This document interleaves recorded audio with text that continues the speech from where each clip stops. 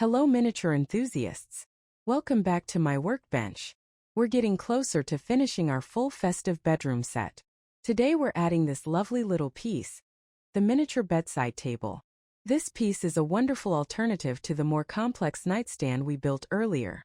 While the nightstand had 2 drawers, this design is closer to a classic open-shelf bedside table.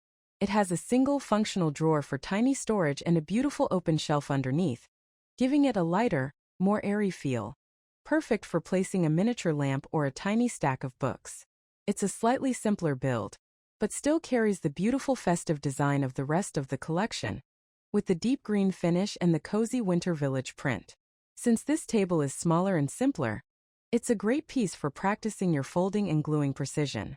As always, you'll need cardstock between 160 and 200 GSM, your scissors or cutting machine, and your scoring tool, the all or non-writing pen, to create those perfect fold lines.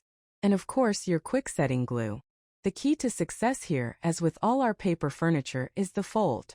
Even on this small scale, if you ensure your scores are straight and your folds are at a true 90-degree angle, the final piece will look crisp, symmetrical, and high quality. Pay close attention to the small drawer. It's the jewel of this design, and getting the fit right is very satisfying. With this bedside table complete, you now have 2 lovely options for your miniature bedroom. Whether you choose the full nightstand or this lighter table, they both add that essential finished look. If you are still working on your collection, please check out the tutorials for the bed, the large wardrobe, and the other nightstand to complete your cozy holiday diorama. Thank you for crafting with me today.